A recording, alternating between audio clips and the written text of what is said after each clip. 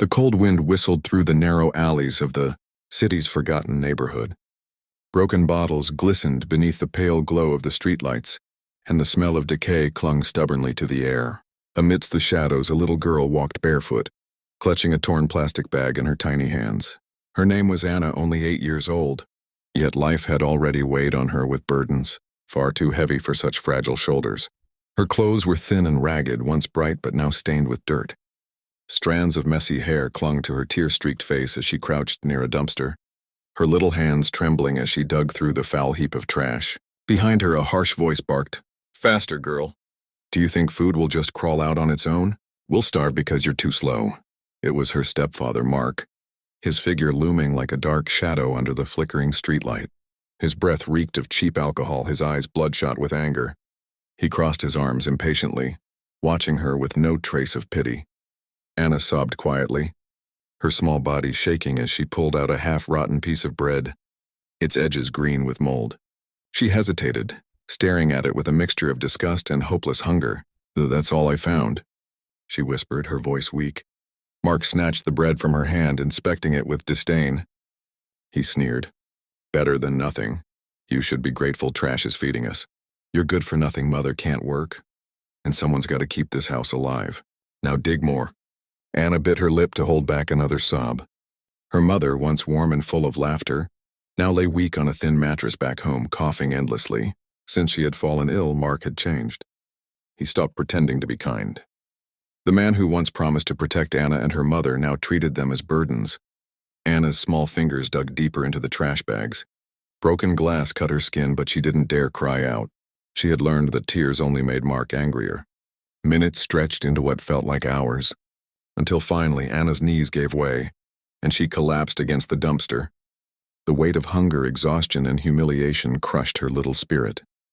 "Please, Papa," she whimpered, though she hated calling him that. "Can we go home now?" I can't." Mark's eyes flashed with cruelty. He raised his hand, ready to strike, but then the sound of an engine cut through the silence. A sleek black car pulled to a stop a few feet away.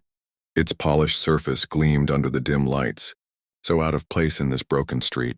The window rolled down slowly, and a pair of sharp, watchful eyes looked out. Inside sat Mr. Carter, a man whose name whispered wealth and power across the city. But at that moment, he wasn't a businessman. He was simply a man staring at a heartbreaking scene. A little girl sobbing in front of a dumpster, begging a cruel man for mercy. For a moment, time froze. The millionaire's heart clenched, his hand tightening on the steering wheel. He had seen poverty before, but something about this child, her trembling hands, her tear-filled eyes, the raw desperation in her voice, pierced him deeper than anything ever had. Mark noticed the car and cursed under his breath.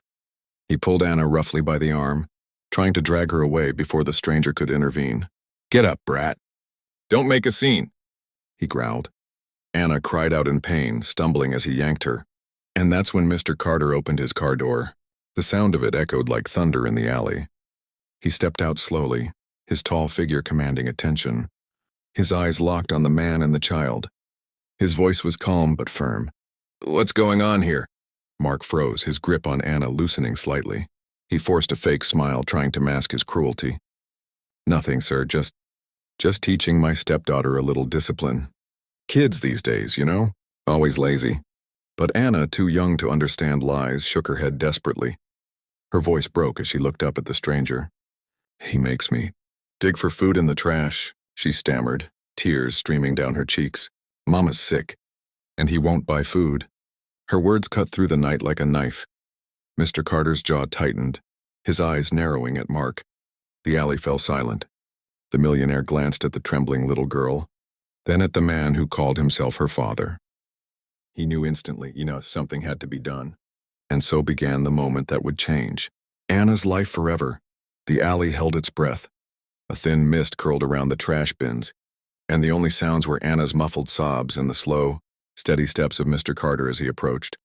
His expensive shoes clicked against the cracked pavement, a sharp contrast to the filth around them. Mark tightened his grip on Anna's wrist. Though his bravado was beginning to crack, he forced a grin, but sweat gathered at his temples. "Sir, really, it's not what it looks like." The kid exaggerates. "She's dramatic, always trying to make me look bad." Mr. Carter's gaze hardened. He crouched slightly so that his eyes were level with Anna's. His voice softened, warm and steady. "Is that true, little one? Are you exaggerating?" Anna shook her head fiercely, her chest heaving. "No, Mama's sick. She hasn't eaten." And her words broke into sobs. She clutched her stomach as if the hunger itself was too painful to speak about. For a moment, Mr. Carter said nothing. He simply took off his long coat and gently draped it over Anna's shoulders. The coat dwarfed her, but she clung to it as though it were the first blanket of safety she had ever felt. Mark's eyes flickered nervously. He took a step forward, trying to reclaim authority. "Look, mister, I don't know who you think you are, but this is my family. You don't get to meddle in how I raise my kid." Mr. Carter rose slowly to his full height, his presence towering, his voice steady but cutting. "Raising a child doesn't mean breaking her spirit, doesn't mean starving her and forcing her to dig through garbage. That's not parenting. That's cruelty."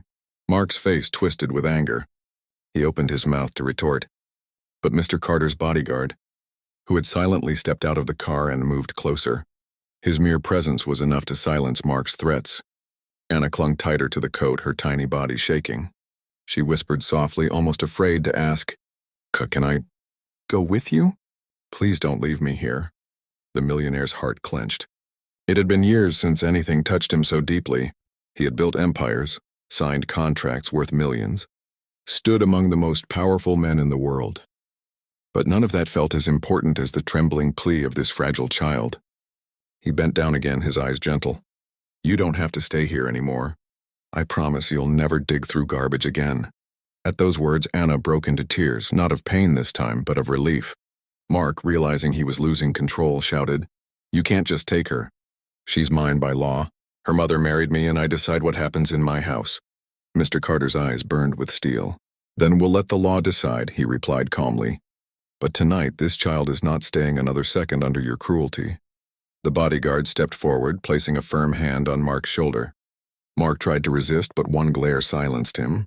He stumbled back, powerless, watching as the little girl he had tormented was gently lifted into the millionaire's car. For the first time in her life, Anna sat on a soft leather seat. She looked around, wide-eyed, as though she had stepped into another world. The smell of cleanliness, the warmth of the car's interior, the sense of safety, it was overwhelming. She held onto the coat like it was a lifeline. As the car pulled away, Mr. Carter glanced at her in the rearview mirror. "What's your name?" Anna," she whispered. He smiled softly. "Well, Anna, you're safe now." The days that followed changed everything. Mr. Carter brought Anna to his home, a mansion with sprawling gardens, glittering chandeliers and hallways that seemed endless. At first she was terrified. She tiptoed around as if afraid someone would yell at her for touching anything. She hid food in her pockets, unable to believe that meals would always be there for her. But Mr. Carter was patient. He introduced her to his staff, who welcomed her with kindness. He brought doctors to treat her mother's illness, covering every cost without a second thought. Slowly, Anna began to smile again. One evening, as she sat at the long dining table with more food than she had ever seen in her life, Anna whispered shyly, "Do I really get to eat all this?" Mr. Carter chuckled gently. "Not all at once. But yes, Anna, from now on you will never go hungry." Her eyes sparkled with tears, but this time they were tears of joy. Months passed. Anna grew stronger, healthier, her cheeks filling out, her laughter echoing through the halls. She started attending school, discovering books, art, and friends. The fear that once lived in her eyes slowly faded. Her mother, too, recovered under medical care, and with Mr. Carter's help, she found work that gave her dignity and independence.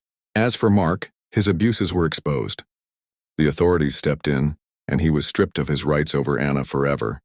One night, as Anna sat with Mr. Carter in the garden under the stars, she looked up at him with innocent gratitude. "You saved me. Why? You didn't even know me." Mr. Carter smiled, his gaze distant but warm. "Because once, a long time ago, I was a child who needed saving too. And someone showed me kindness. Now it's my turn to pass it on." Anna leaned her head against his arm, her heart finally at peace. And so the little girl who once sobbed while begging through garbage for dinner now lived with love, safety, and hope. A cruel chapter of her life had ended, replaced by a future filled with promise.